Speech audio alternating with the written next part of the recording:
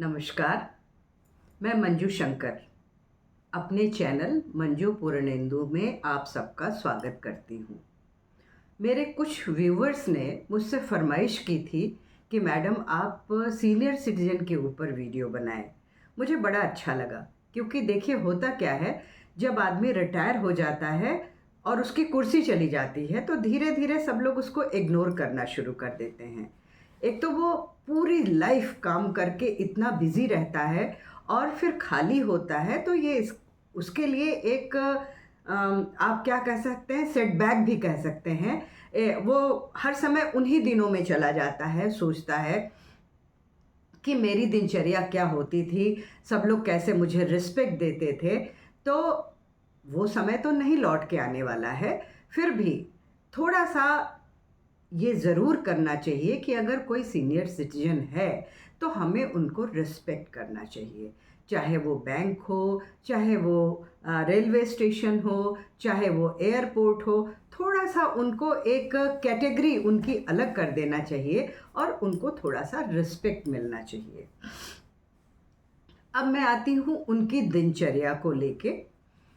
तो सबसे पहले तो मैं ये बताऊंगी कि सारी चिंताओं को छोड़कर आप खूब गहरी नींद लीजिए।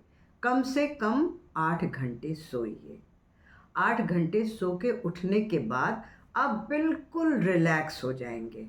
अब इसके लिए आपको क्या क्या करना होगा मैं वो भी अभी बताऊंगी कि इतनी भरपूर नींद आपको आएगी कैसे। तो जब आप बिस्तर से सो के उठते हैं तो पहली बार कोशिश ये करिए कि आप यंग एज में क्या होता था, कूद के बिस्तर से उठे और नीचे उतर के चलने फिरने लग गए। वो कभी गलती से भी मत करिएगा।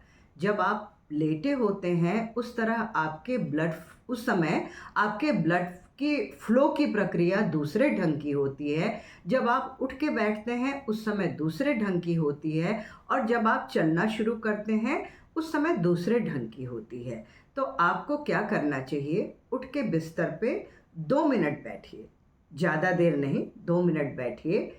ईश्वर को हाथ जोड़ के लाख लाख धन्यवाद दीजिए कि हे भगवान, आपने आज मुझे नई सुबह दिखाई।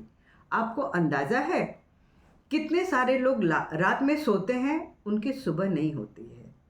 तो आप लकी हुए ना। और लकी किसकी वजह से हुए? ऊपर वाले की वजह से।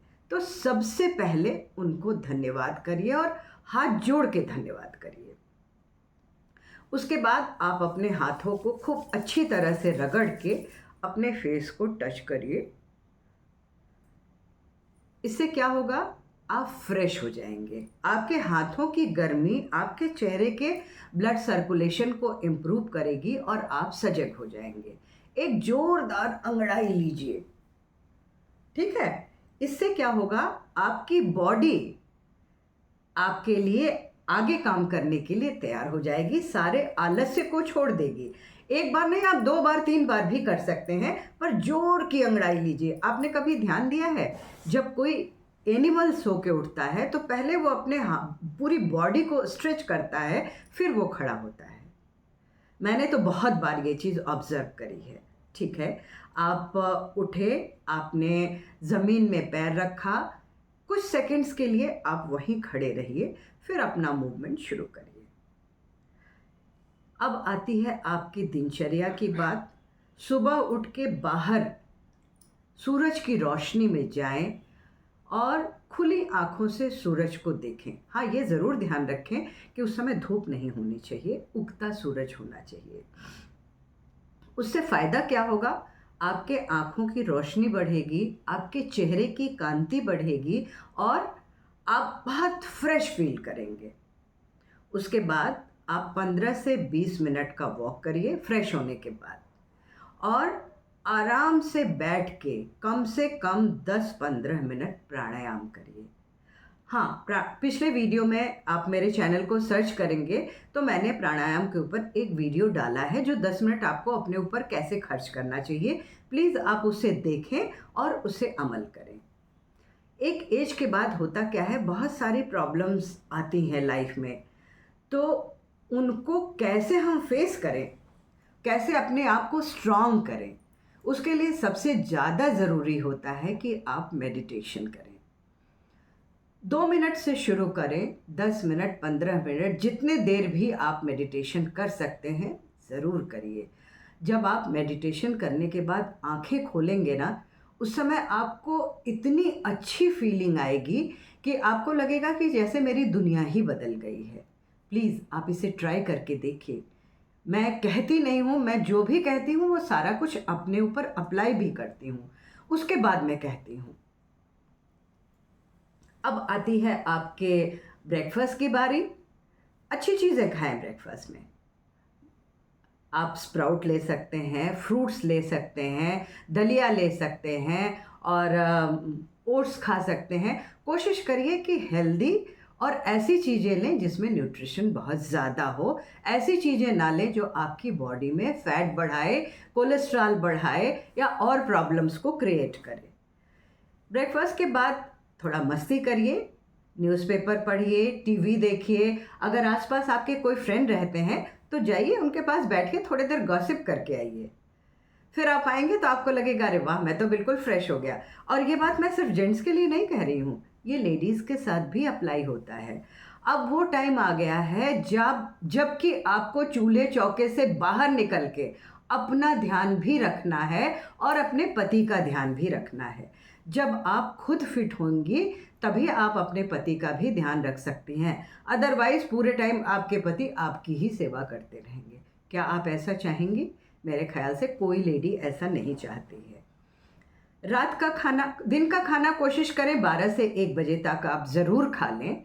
बीच में आप शाम को चाय के साथ 2 बिस्किट या हल्का फुल्का कुछ भी खा सकते हैं, लैया चना खा सकते हैं, जो आपको पसंद है। कोशिश करें फ्राइड चीज़ें ना लें। इसके बाद आती है रात के खाने की बारी। रात को आप हमेशा ऐसी कोशिश करें कि 7 से 7:30 तक आपका डिनर ख़त्म हो जाए। आपने देखा होगा जैनियों को बड़ा कम हार्ट की प्रॉब्लम या ब्लड प्रेशर या शुगर की प्रॉब्लम होती थी। उसका रीज़न ये था उनकी लाइफ बड़ी रूटीन होती थी। सूरज ढलने से पहले वो खाना खा लेते थे। अगर उसके बाद उन्हें भूख लगती थी तो वो दूध पी लेते थे। इसके अलावा वो कुछ नहीं खाते थे। तो आप भी ऐसा कर सकते हैं, 7 साढ़े 7 तक अपना डिनर ख़त्म कर लीजिए। आराम से टीवी देखिए या जो भी आपका शौक़ हो, गाना गाइए, गज़लें गाइए और कोई गेम खेलिए। जो भी आपको अच्छा लगता हो सब कुछ करिए और उसके बाद आप आराम से बिस्तर पे जाइए। अगर आपको लगता है कि 10 साढ़े 10 बज रहा है, मुझे थोड़ी सी भूख लग रही है, कोई दिक्कत नहीं है। आप 1 कप दूध गुनगुना पीजिए और सो जाइए। हाँ, अब टाइम आ गया है ज़िंदगी को जीने का। कभी भी ये मत सोचिए कि मैं तो 60 साल का हो गया, मेरी तो आधी से ज़्यादा उम्र ही ख़त्म हो गई, अब तो मैं बूढ़ा हो गया, अब मैं क्या कर सकता हूँ, अब तो मुझे कुछ कर ही नहीं सकता, या अब तो मैं अपने बच्चों पे डिपेंडेंट हो रहा हूँ। बिल्कुल नहीं, कभी ये गलती मत करिएगा। आप सेल्फ डिपेंडेंट पहले भी थे और आज भी रहिए। क्यों बच्चों पे डिपेंडेंट होना या किसी पे भी क्यों डिपेंडेंट होना? आप अपनी फिटनेस पे वर्कआउट करिए ना, आप एकदम फिट रहिए। वैसे तो बाकी सारी चीज़ें ईश्वर के हाथ में होती हैं, उसमें किसी का जोर नहीं चल सकता, पर हमारा जो प्रयास है अपने आप को फिट रखने का, वो तो हम कर सकते हैं ना। पार्क में घूमने जाइए, एक अपना दोस्तों का ग्रुप बनाइए, आराम से उनके साथ बातें करिए, योगा करिए, कभी कभी मूवी देखने जाइए, कभी कभी मॉल में जाइए अपनी वाइफ के साथ, कभी थोड़ी शॉपिंग कर लीजिए। शॉपिंग करने से भी कभी कभी बड़ा मन बदल जाता है और बड़ी खुशी होती है, और लेडीज़ के साथ तो ये कुछ ज़्यादा ही होता है। आप समझ सकते हैं मेरी बात को। तो कभी भी ये आप मत सोचिए कि अपनी उम्र की गिनती करना पहली बार तो छोड़ दीजिए। उसको जो हो गया सो हो गया। आज भी आप कैपेबल हैं, आप सब कुछ कर सकते हैं। बस ये सोच के ज़िंदगी जीना शुरू करिए, देखिए आप कितने मस्त रहते हैं। एक छोटा सा एग्जाम्पल देना चाहूँगी मैं आप सबको। मेरी एक फ्रेंड है जिनकी एज करीब करीब 80 ईयर्स की है। वो इधर बीच कई बार बीमार हुई। एक बार उनका हीमोग्लोबिन 4.5 हो गया था, जिसमें ज़्यादातर लोग कोमा में चले जाते हैं, पर उनका विल पावर इतना स्ट्रांग है, इतना स्ट्रांग है कि वो बार बार अपने आप को सेव कर लेती हैं।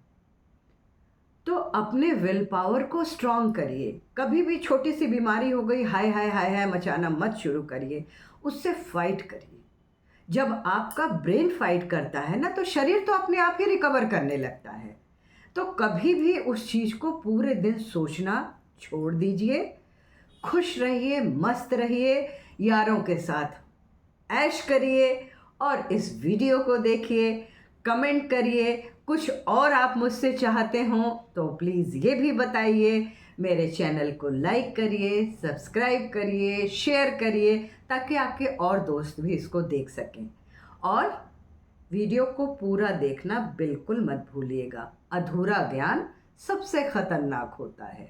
तो नमस्कार, मिलती हूँ फिर मैं अपने अगले वीडियो के साथ। और अगर आप मुझसे कुछ चाहते हैं कि मैं इस तरह के वीडियो और लेके आऊँ तो प्लीज़ प्लीज़ कमेंट करके लिखें ज़रूर। Okay, good night.